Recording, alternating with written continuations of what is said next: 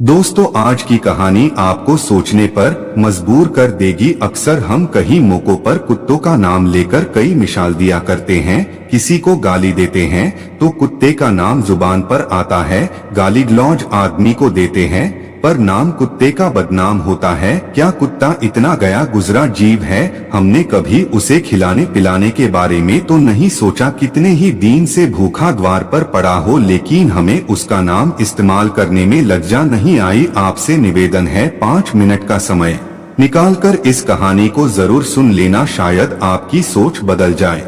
नमस्कार दोस्तों, बुद्धा से इंस्पायर यूट्यूब चैनल में आपका दिल से स्वागत है। सुरेश एक छोटे से गांव में रहने वाला लड़का था।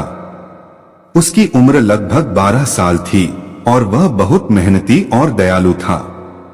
उसके गांव का वातावरण बहुत ही शांत और हरियाली से भरा हुआ था। सुरेश का परिवार बहुत ही साधारण था और उसके माता पिता खेती किसानी का काम करते थे। सुरेश के जीवन में एक दिन ऐसा आया जिसने उसकी जिंदगी की दिशा बदल दी।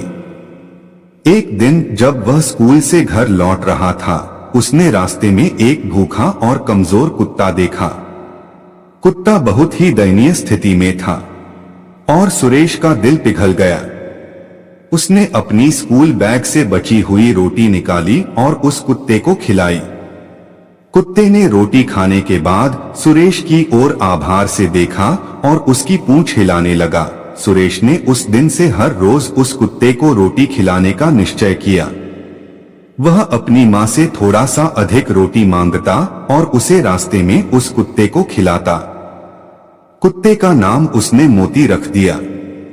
सुरेश और मोती के बीच धीरे धीरे एक गहरा बंधन बन गया। मोती भी हर रोज उसी स्थान पर सुरेश का इंतजार करता और उसके आते ही खुशी से दौड़कर उसकी ओर आता। सुरेश की इस दया और करुणा की कहानी गांव में फैल गई। गांव के बुजुर्ग और बड़े लोग भी उसकी तारीफ करने लगे। सुरेश ने यह समझ लिया था कि किसी जीव को भोजन देना कितना महत्वपूर्ण होता है। इससे न सिर्फ उस जीव का पेट भरता है, बल्कि दिल में भी संतोष और खुशी का अनुभव होता है। समय बीतता गया और सुरेश की कड़ी मेहनत और लगन के कारण उसकी पढ़ाई में भी प्रगति होती गई। उसने गांव के स्कूल से टॉप किया और शहर के एक बड़े कॉलेज में दाखिला लेने का अवसर मिला। लेकिन सुरेश ने मोती को नहीं भूला। वह अपने माता पिता से कहता कि वे मोती का ध्यान रखें और उसे रोजाना खाना खिलाएं। कॉलेज में पढ़ाई के दौरान भी सुरेश अपनी आदत को बनाए रखा। वह आसपास के भूखे जानवरों की मदद करता और अपने दोस्तों को भी इसके लिए प्रेरित करता। धीरे धीरे उसकी कहानी पूरे कॉलेज में मशहूर हो गई और उसकी इस निस्वार्थ सेवा की सबने सराहना की। सुरेश की इस आदत ने उसे एक सफल और दयालु इंसान बनाया। पढ़ाई पूरी करने के बाद वह एक बड़ा बिजनेसमैन बन गया। लेकिन उसकी दया और करुणा कभी नहीं बदली। वह हमेशा अपने बचपन के दिनों को याद करता और सोचता कि अगर उसने उस दिन मोती को रोटी नहीं खिलाई होती तो शायद उसकी जिंदगी इतनी खुशहाल और संतोषजनक नहीं होती। सुरेश ने अपनी सफलता के बाद अपने गांव में एक पशु संरक्षण केंद्र खोला, जहां भूखे और बेसहारा जानवरों की देखभाल की जाती थी। उसने अपने गांव के लोगों को भी जागरूक किया और उन्हें जानवरों के प्रति दया और करुणा दिखाने की प्रेरणा दी।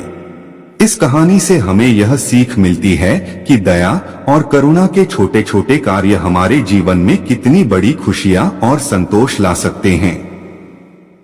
सुरेश का जीवन इस बात का प्रमाण है कि अगर हम निस्वार्थ भाव से दूसरों की मदद करें तो हमारे जीवन में भी खुशियों और सफलताओं की बरसात होती है। दोस्तों, उम्मीद करता हूँ कि यह कहानी आपको जरूर पसंद आई होगी। अगर आपको पसंद आई हो तो वीडियो को लाइक व चैनल को सब्सक्राइब जरूर कीजिए। धन्यवाद।